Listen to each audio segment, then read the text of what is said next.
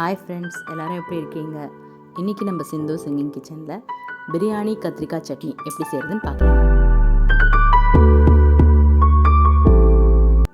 இப்போ தேவையான இன்க்ரீடியன்ஸ்: கத்திரிக்காய் அந்த மாதிரி வாஷ் பண்ணி வச்சுருக்கேன். நீங்கள் எந்த கத்திரிக்காய் வேணாலும் எடுத்துக்கலாம். வெங்காயம், தக்காளி, வெந்தயம், காஞ்ச மிளகா, மிளகாத்தூள், வெல்லம் ஒரு சின்ன பீஸு, சோம்பு, ஜீரகம், தனியாத்தூள், வேர்க்கடலை, இது வெள்ளை எள்ளு, புளி இந்த மாதிரி கரைச்சி வச்சுருக்கேன், இஞ்சி பூண்டு பேஸ்ட்டு, கருவேப்பிலை, பச்சை மிளகா, கொத்தமல்லி, புதினா.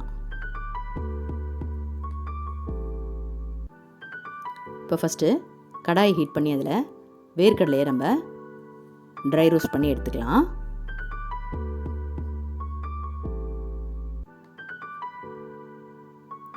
கூடவே இந்த வெள்ளை எள்ளையும் சேர்த்து நல்லா பொரிகிற வரைக்கும் ட்ரை ரோஸ்ட் பண்ணி எடுத்து வச்சுக்கலாம். நெக்ஸ்ட்டு கூட கொஞ்சமாக வெந்தயம் சேர்த்துக்கலாம்.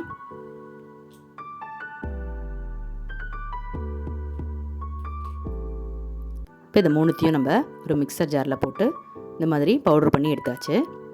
நெக்ஸ்ட்டு கடாய் ஹீட் பண்ணி அதில் எண்ணெய் சேர்த்து ஹீட் ஆனதும் ஜீரகம், சோம்பு, காஞ்ச மிளகா இது எல்லாத்தையும் தாளிக்கலாம். கருவேப்பிலை சேர்த்து கருவேப்பிலை பொரியட்டும்.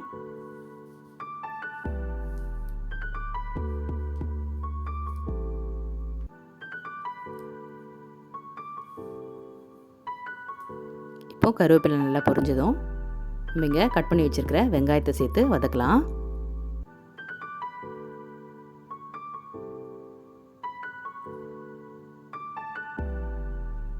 நெக்ஸ்ட் நம்ம பச்சை மிளகாவையும் சேர்த்து வதக்கலாம்.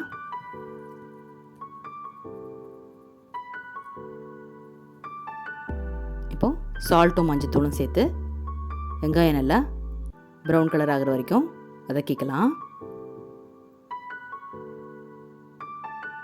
இப்போ வெங்காயம் நல்லா வதங்கி வந்துடுச்சு.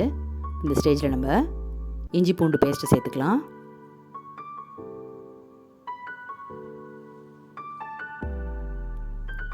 நெக்ஸ்ட்டு நம்ம கட் பண்ணி வச்சுருக்கிற தக்காளியும் சேர்த்து நல்லா வதக்கிடலாம்.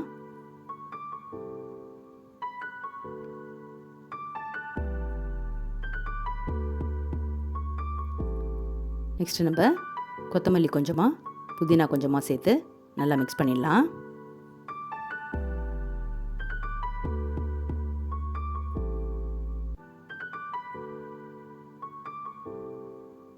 இப்போது தக்காளி எல்லாம் நல்லா வெந்து வந்துடுச்சு. இந்த ஸ்டேஜில் நம்ம மிளகா, தனியாத்தூளை சேர்த்து நல்லா பச்சை வாசனை போகிற வரைக்கும் வதக்கிக்கலாம்.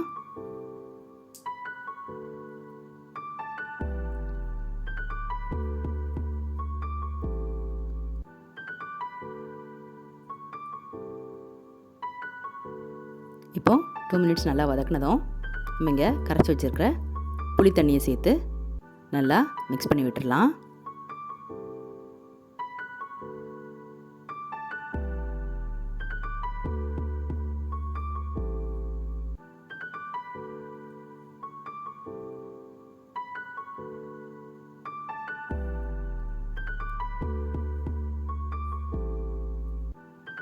இப்போது புளி தண்ணி சேர்த்துனதும் நல்லா கொதித்ததுக்கப்புறம் நம்ம இங்கே பவுட்ரு பண்ணி வச்சுருக்கிற வேர்க்கடலை, எள்ளு, வெந்தயம் இது மூணுத்தையும் நல்லா சேர்த்து மிக்ஸ் பண்ணி விட்டுடலாம்.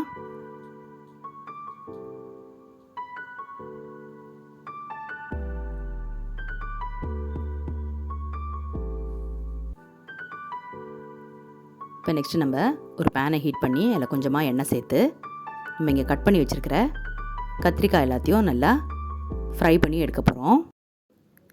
அந்த அருவி போல் அன்பத் தருவாளே, சின்ன அறிவிப்பும் இன்றி சுடுவாளே, நீயும் தும்மிடிடி தும்மிடிடி ஆயுசு நூறாக, என்னுள்ளே உன்னோட பத்திர சொத்தாக, ஏன் பார்வை உன்னோடு, உன் பொம்மை கண்ணோடு, பேசாமல் விண்ணோடு, நாம் மிதந்து போவோம் காதோரோம், அடியாலோலோம், நான் தாங்க மாறோடு வா விடுது தேனேவா. இப்போ இந்த மாதிரி நல்லா கத்திரிக்காய் எல்லாத்தையும் ஃப்ரை பண்ணி எடுத்தாச்சு. இப்போ நெக்ஸ்ட் நம்ம இங்கே ரெடி பண்ணி வச்சுருக்கிற மசாலாவில் கொஞ்சமாக தண்ணி சேர்த்து நல்லா கொதிக்க விடலாம். உங்களுக்கு கிரேவி திக்காக வேணும்னா தண்ணியை கொஞ்சமாக சேர்த்துக்கோங்க. இப்போ இந்த ஸ்டேஜில் நம்ம ஃப்ரை பண்ணி வச்சுருக்கிற கத்திரிக்காயையும் சேர்த்து நல்லா மிக்ஸ் பண்ணி விட்டு கொதிக்க விட வேண்டியது தான்.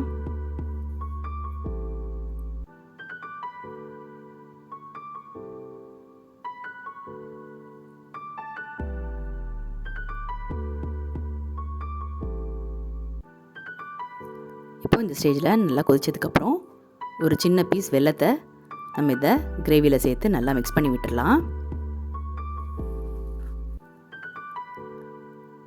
லாஸ்ட்டாக கொத்தமல்லி தூவி இறக்கிட வேண்டியது தான். பிரியாணி செய்யும்போது கண்டிப்பாக இந்த கத்திரிக்காய் சட்னியை ட்ரை பண்ணுங்கள்.